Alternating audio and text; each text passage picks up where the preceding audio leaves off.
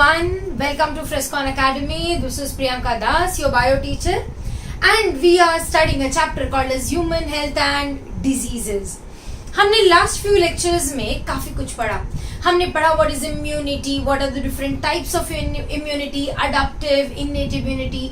Adoptive में हमने पढ़ा humoral, cell mediated immunity, cells of the immune system, organs of the immune system, and हमने और भी पढ़ा लाइक ऑटो इम्यून डिसऑर्डर्स और कैसे होता है एलर्जी, राइट?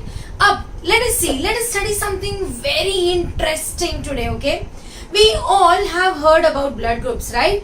I believe हम सबको पता है कि हमारा blood group क्या है. आज भी ऐसा कोई है क्या जिसको उसका blood group नहीं पता है? You will see that blood group is something which is very commonly known to everyone, and we know definitely about ABO blood group, okay? But exactly blood group होता क्या है? Remember, हमारे blood के sales में, rather हमारे body की सारी sales के ऊपर एंटीजेंस होते हैं. सिमिलरली हमारे आरबीसीज के ऊपर भी होते हैं एंटीजेंस, एंड ये एंटीजेंस के बेसिस पर हम लोग ब्लड ग्रुप सिस्टम बनाते हैं. Now there are different types of antigens, and on the basis of that we have different genetically determined blood groups, okay? So let us see what are the different type of blood groups that we know, okay? हमें पता है based on the antigens there are different type of blood groups. For example, there is one common blood group that we know, that is ABO blood group. There is something also called as P blood group. There is something called as MNS blood group. These are all labeled on the basis of the antigen present of the RBC. Then we have something called as the KID blood group. Then we have something called as the Duffy blood group. We have something called as the Lewis blood group. All of these are based on the name of the scientist who has discovered this, and the recently discovered was nothing but Bombay blood group. Named so because Bombay blood group का पहला patient एकदम unusual blood group है, और इसका पहला patient मिला था बॉम्बे में. बॉम्बे ब्लड ग्रुप सबसे पहली बार आइडेंटिफाई किया था इन द ईयर 1952 बाय डॉक्टर भेंडे. So Dr. Bhende, he discovered 1952 में he discovered this rare blood group that is Bombay blood group, okay? अब ये सारे अलग अलग टाइप के ब्लड ग्रुप्स है, बट हम जनरली जो ब्लड ग्रुप जानते हैं या ब्लड ग्रुप सिस्टम जानते हैं वो है ABO blood group system, okay? अब पे अटेंशन, बॉडी में ब्लड सर्क्यूलेशन, ओके? बॉडी में ब्लड सर्क्यूलेशन की स्टडी की थी किसने? मिस्टर हार्वे ने, ओके? विलियम हार्वे ने किया था study, okay? But blood group ABO किसने डिस्कवर किया था? So blood group that is ABO blood group was discovered by a scientist जिसका नाम है Karl Landsteiner, okay? So circulation was William Harvey, but ABO blood group was Karl Landsteiner. अब Karl Landsteiner in the year 1900 इन्होंने पहली बार ABO blood group identify किया था, okay? But in the year 1902 Karl Landsteiner के ही दो students जिनका नाम है Decastello and Sturli, okay? Decastello and Sturli ने बताया था existence of AB blood group. So Karl Landsteiner ने कहा था देयर इज ए, बी और ओ ब्लड ग्रुप, बट इन्होंने बताया था about the AB blood group. Since there was a very path-breaking discovery of the blood group, and it is very important in blood transfusion, Karl Landsteiner को दिया था 1930 में Nobel prize. So Nobel Prize was given to Mr. Carl Landsteiner in the year 1930. Let us see ये जो ABO blood group है या ये जो antigens है ये क्या करते हैं और how this ABO blood group is formed, okay? Now, as I said that ABO blood group is because of the antigens on the RBC. So let us just see, okay? Let us just see this. Suppose मेरा ये RBC है और suppose मेरे RBC पर ऐसा type का कोई antigen है, okay? This is only for representational purpose. अगर ऐसा टाइप का कोई एंटीजन है तो आई से दैट मेरा ब्लड ग्रुप है ए. सपोज मेरे आरबीसी के ऊपर ऐसा कोई एंटीजन है तो I say that my blood group is B. अब अगर मेरे आरबीसी के ऊपर ये दोनों एंटीजन्स है तो I will say that my blood group is A B. And अगर मेरे आरबीसी के ऊपर कोई भी एंटीजन नहीं है तो I say that the blood group is O. Are you able to understand? So the blood group depends upon the antigen. अब ये जो एंटीजन है ये किस वजह से, antigens are what? Antigens are generally proteins or carbohydrates, okay? And who codes for these proteins? Genes, they code for these proteins. So, ये A antigen या B एंटीजन किसकी वजह से बनता है? जीन्स की वजह से बनता है। एंड हमें पता है दैट हमारे बॉडी में there are 2 alleles of a gene. हमने पढ़ा in the chapter principles of inheritance and variation. हमने देखा ए एंटीजन बनाने के लिए है अलील IA और बी के लिए है IB और ओ के लिए है I, ओके? तो अगर मेरे पास है IA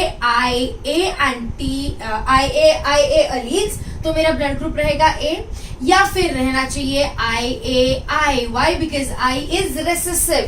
If you are not able to catch up, just go back and see principles of inheritance and variation. अगर मेरा ब्लड ग्रुप है IB तो मेरे पास है अलील्स IB एंड IBI। अगर ब्लड ग्रुप है AB तो I have only one option, I have alleles IAIB, okay? And if the blood group is O, then we have only one option, that is small I, recessive alleles, okay? So this is homozygous, heterozygous, heterozygous condition. This is heterozygous and this is homozygous. यहाँ पे दोनों भी alleles अलग अलग है, यहाँ पे दोनों भी alleles same है. So these are the alleles, the genetic composition for that particular blood group, okay? Now we also know one thing, that suppose मेरा blood group है B. अगर मेरा ब्लड ग्रुप है बी तो मेरे आरबीसी के ऊपर ये वाला एंटीजन दिखेगा एंड मेरे ब्लड के प्लाज्मा में पाया जाएगा एंटीबॉडी। बट अगर मेरा ब्लड ग्रुप बी है और मेरे अंदर बी का एंटीबॉडी होगा तो ये एंटीबॉडी मेरे ही ब्लड के सेल्स को मारना शुरू कर देगा। So my plasma will not show antibodies against B, it will show antibodies against A. So जिसका ब्लड ग्रुप बी है उसके पास है anti A antibodies, okay? Similarly जिसका ब्लड ग्रुप ए है उसके पास है एंटी बी एंटीबॉडीज। अच्छा, जिसका ब्लड ग्रुप ए बी है उसके पास दोनों एंटीजन्स हैं, मतलब दोनों के अगेंस्ट एंटीबॉडीज नहीं हो सकती है, तो ए बी वाले के पास है नो एंटीबॉडी, ओके? एंड अगर मेरा ब्लड ग्रुप है ओ, मतलब मेरे पास दोनों भी एंटीजन्स नहीं है, तो मेरे प्लाज्मा में रहेंगी दोनों भी antibodies, that is anti A and anti-B. Why both? Because there are no antigens on the surface of the RBC. So this is about the presence of antibody in our body. मेरा blood group A है तो B के against antibody, B है तो A के against antibody, AB है तो किसी के अगेंस्ट एंटीबॉडी नहीं, और O है तो दोनों के अगेंस्ट एंटीबॉडीज। इतना समझ में आया? अब लेट अस सी, हम अक्सर देखते हैं दैट एक्सीडेंट्स में या कोई मेजर इंजुरी की वजह से या फिर डिजीजेस लाइक थैलेसेमिया में we have to give blood, मतलब हमें करना पड़ता है ब्लड ट्रांसफ्यूजन। अभी ब्लड ट्रांसफ्यूजन करना है तो तुम किसी से भी ब्लड ले लोगे क्या? नहीं। रिमेंबर, अगर मेरा ब्लड ग्रुप है ए और मुझे किसी बी वाले ने ब्लड दे दिया तो व्हाट विल हैपन? मेरा बॉडी उसके आरबीसी को फौरन समझ के मारना शुरू कर देगा and I will have more and more complications. So for blood transfusions, it is very important to see what type of blood group do you have. Let us see ये वाले blood groups किससे receive कर सकते हैं और किसको donate कर सकते हैं, okay? Now, if the blood group is A, okay? तो ये A वाला किस से receive कर सकता है? A वाला receive कर सकता है definitely A से, पर A वाला B से receive नहीं कर सकता है क्योंकि उसके पास एंटी B है। अच्छा, AB से भी receive नहीं कर सकता है क्योंकि उसके पास B के अगेंस्ट एंटीबॉडी है, पर वो O के अगेंस्ट O को रिसीव कर सकता है। क्यों? क्योंकि O के पास कोई भी एंटीजन नहीं है, तो ये एंटीबॉडी उसको मार ही नहीं पाएगी। तो याद रखो, A blood group can receive from A as well as O. Similarly, B can receive from B but cannot receive from A, cannot receive from AB. It can only receive from O. Again, why? Because O has no antigen. AB के पास किसी के against antibody नहीं है, तो AB can receive from A, it can receive from B, it can receive from AB and it can also receive from O. Okay? चलो देखते हैं O. O की बॉडी में तो भाई A के लिए भी एंटीबॉडी है और B के लिए भी है, मतलब ना वो A से ले सकता है, ना B से ले सकता है, ना AB से ले सकता है, वो सिर्फ किस से ले सकता है? O. Are you able to understand? Can I say that AB can receive blood from anyone? So what is A? It is a universal recipient. ये तो हम बचपन से पढ़ते आ रहे हैं, फिर भी हमें पता होना चाहिए. So it is a universal recipient. Now let us see ये किस किस को डोनेट कर सकते हैं. Okay? अब A can donate to A can donate to AB, क्योंकि AB के पास एंटी A एंटीबॉडीज नहीं है. B can donate to B can also donate to AB. Okay? क्योंकि उसके पास एंटी B एंटीबॉडीज नहीं है. अच्छा, AB can donate to AB cannot donate to anyone. AB A को नहीं डोनेट कर सकता है. Why? बिकॉज ए के पास एंटी बी एंटीबॉडीज है. अगर ए बी ने ए को ब्लड दिया तो एंटी बी एंटीबॉडीज मार देगी. ए बी बी को भी डोनेट नहीं कर सकता क्योंकि एंटी ए एंटीबॉडीज है. ए बी ओ को तो बिल्कुल नहीं दे सकता है. तो ए बी सिर्फ किससे ब्लड ले सकता, किसको दे सकता है ब्लड? ए बी को दे सकता है. राइट? अच्छा, ओ की बात करें तो ओ किस किस को डोनेट कर सकता है? ओ ए को भी कर सकता है, बी को भी कर सकता है, ए बी को भी कर सकता है. व्हाई? बिकॉज ओ के सरफेस पर कोई भी एंटीजन नहीं है. अगर एंटीजन ही नहीं है तो भाई इनमें से कोई भी एंटीबॉडी बाइंड ही नहीं करेगा. So O can give blood to A, it can give to B, it can give to AB and it can give to O. Can I say O is someone who can give blood to anyone and everyone? And hence we say that O is a universal donor. So that is about your A, B, O and AB blood group. Okay? अब अक्सर हमने ABO और AB के अलावा और एक जबरदस्त चीज सुनी है, positive and negative. I am B positive, I am O positive, O negative. Why so? Pay attention. हमारे पास ये पॉजिटिव और नेगेटिव के लिए और एक एंटीजन है. इस एंटीजन का नाम है एंटीजन D और ये पाया गया था एक मंकी में जिसका नाम है Rhesus monkey. Rhesus monkey is the name of the monkey. Rhesus monkey में हमें दिखा था व्हाट? Antigen D. ओके? अब जिसके पास ये एंटीजन D है, या ये इसीलिए इसको हम लोग बोलते हैं RH factor as well. Okay? जिसके पास ये एंटीजन D है वो है पॉजिटिव और जिसके पास ये एंटीजन D नहीं है वो है निगेटिव. तो सपोज मेरे आरबीसी के पास इसके अलावा एक ऐसा और एंटीजन है, सपोज दिस इज रीसस का एंटीजन, तो I say that I am A positive. Okay? But अगर ये एंटीजन नहीं है, I only have this A antigen, I don't have this RH antigen, so I say that I am A negative. Similarly यहाँ पे ये antigen है तो ये है B पॉजिटिव, नहीं है तो B नेगेटिव. ये है तो AB पॉजिटिव, नहीं है तो AB नेगेटिव. और अगर यहाँ पे ये एंटीजन है तो ये है O पॉजिटिव और नहीं है तो ये है O नेगेटिव. सो RH का सिर्फ दो ही ऑप्शन है, या तो है या तो नहीं है. ओके? अब do you realize we have different 8 types of different blood groups? Okay, so we have A positive, A negative, B positive, B negative, AB positive, AB negative, O positive, O negative. अब एक चीज याद रखो that positive blood group सिर्फ positive को ही दे सकता है, negative को नहीं दे सकता है. क्यों? क्योंकि अगर ब्लड ग्रुप निगेटिव है, मतलब अगर आरबीसी पर सपोज ये वाला एंटीजन नहीं है, तो इस ऑर्गेनिज्म के पास एंटी डी एंटीबॉडीज रहेंगे, मतलब RH के अगेंस्ट एंटीबॉडीज रहेंगे. अगर मैं निगेटिव हूं, निगेटिव RH नेगेटिव हूं, तो मेरे पास RH फैक्टर के अगेंस्ट क्या रहेगी? Antibodies. Okay? And that is the reason negative वाला पॉजिटिव और नेगेटिव दोनों को दे सकता है, बट पॉजिटिव वाला सिर्फ पॉजिटिव को दे सकता है, निगेटिव को नहीं दे सकता है क्योंकि निगेटिव के पास क्या है? उसके अगेंस्ट एंटीबॉडीज. ओके? ना अब ये सवाल आता है कि भाई इसमें से सबसे कॉमनली हमें देखने को क्या मिलता है? ओके, ये 8 जो सब टाइप्स हैं इनमें से यू विल सी दुनिया में सबसे ज्यादा पाए जाने वाले हैं O positive. rather I won't say that this is universal. Okay, this is not universal, it differs from region to region.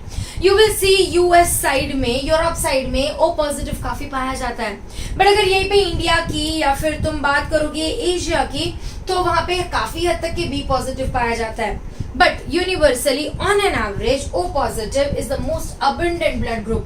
So O positive is the most abundant blood group. Okay, but सबसे कम क्या पाया जाता है? सबसे कम पाया जाता है AB negative. AB negative is the rarest of blood group. तो अगर तुम्हें किसी को ब्लड डोनेट करना है, तो तुम्हें दो चीजें देखनी है. तुम्हें देखना है ABO factors, antigens, as well as you have to see the RH factor. Okay, and that is the reason we need to screen the blood before blood transfusion. Now, this antigens can lead to one small problem if the mother is negative and the fetus is positive. Let us see क्या problems हो सकती है. Okay, अगर mother negative हो और बच्चा positive हो तो. Now, suppose एक RH negative mother. So the mother is RH negative. Okay, RH negative.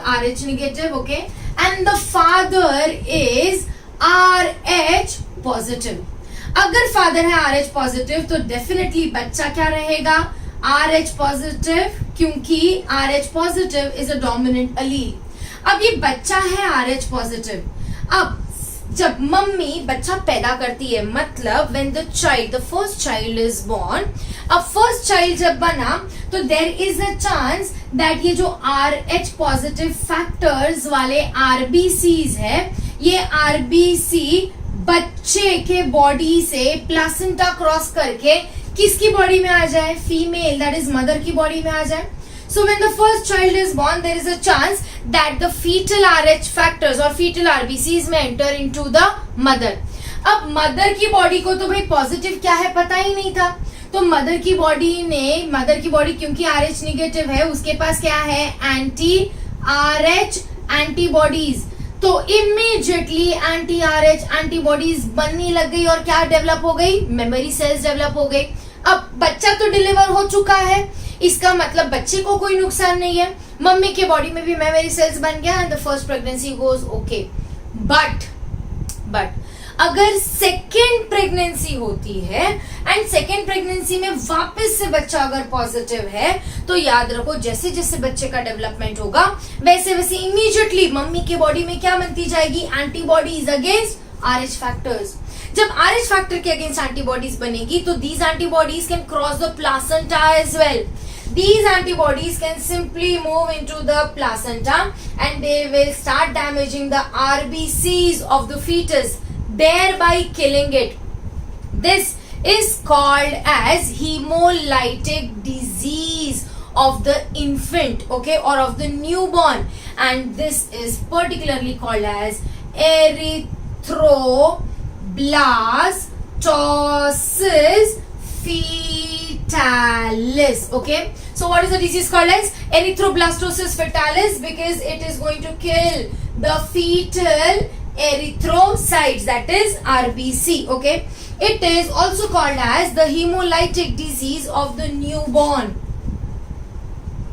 Okay,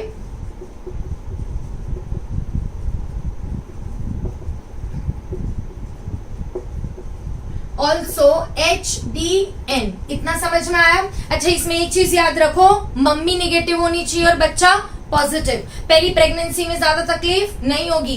कब होगी problem? During the subsequent pregnancies, that is second, third, fourth pregnancy.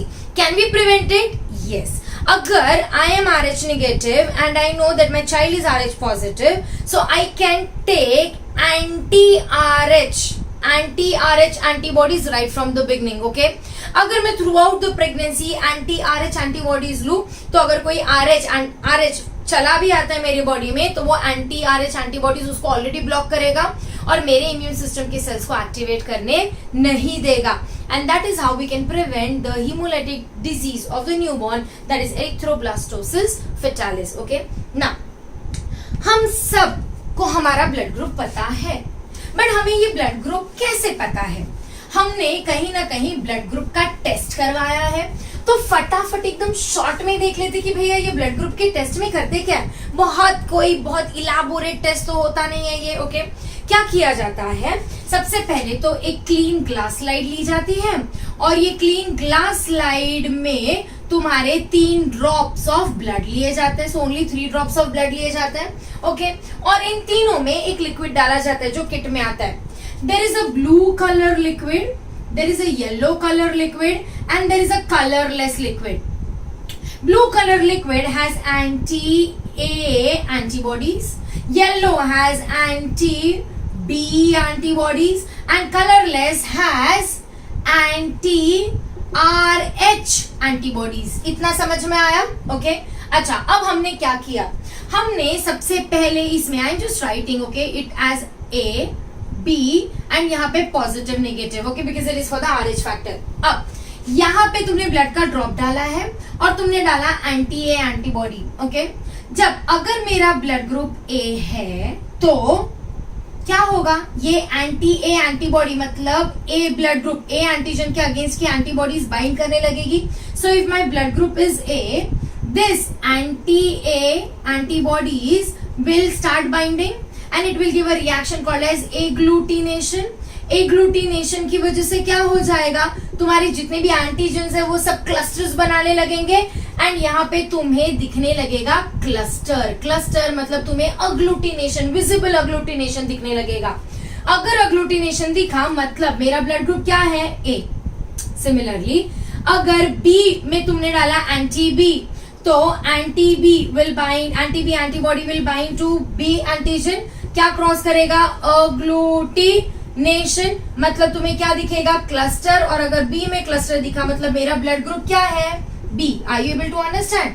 अच्छा, अगर ए में दिखा तो ए है, बी में दिखा तो बी है, अगर दोनों में दिखा तो, अगर दोनों में दिखा, बोथ में दिखा तो मेरा ब्लड ग्रुप होगा ए बी। बट अगर दोनों में भी नहीं दिखा तो क्या होगा, ब्लड ग्रुप O। सो नन में ब्लड ग्रुप O, बोथ में ब्लड ग्रुप AB। अब चलते हैं इसमें, हमने क्या डाला, ये कलरलेस लिक्विड डाला विच इज एंटी RH।